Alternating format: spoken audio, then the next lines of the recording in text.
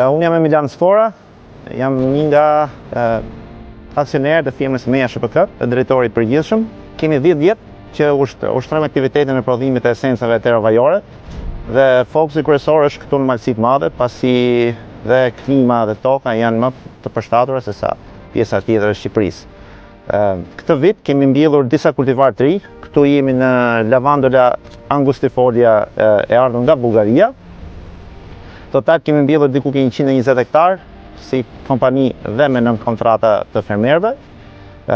Plus kemi edhe disa bimë tjera si helikrisëm që po i afrohet diku ke 450 hektar, mos u gabofsha, me një numër fermerësh prej 300 vetëm në Malësinë e Madhe. Suksesi është futja e teknologjisë, e makinerive kryesisht.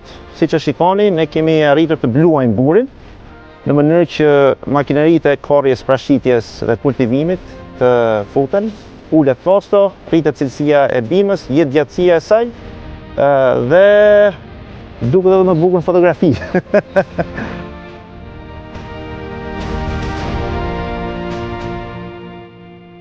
Jemi në një ka quajmë ferm, po të ciklit mbyllur të landit, i cili këtë produkt që quhet levand e mbjell vetë, ka sjellë një kultivar të ri nga Bullgaria, ka rreth 20 hektar me levand, e pash nga shumë dhe më bëri shumë përshtypje mënyra e teknologjisë që ka përdorur, dhe kjo do të thotë që është fjala që përfundimisht ne do të shkojmë këtu. Pa një teknologji ne nuk mund ta ulim koston. Dhe landi këtë ka kuptuar shumë mirë.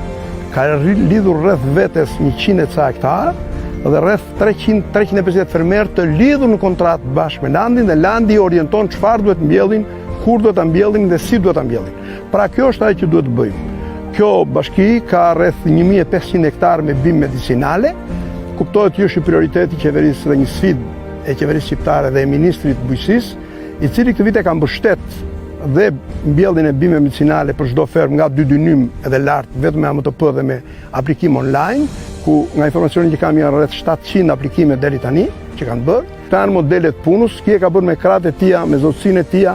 Nga ne do të ketë mbështetje nga ministria, nga qeveria shqiptare për aplikimet, për skemat e impardit, për mjete, për makineri, për të gjithë gamën aktivitetit të punës që kërkon landi dhe të gjithë fermerët të Shqipërisë që merren me bimë medicinale.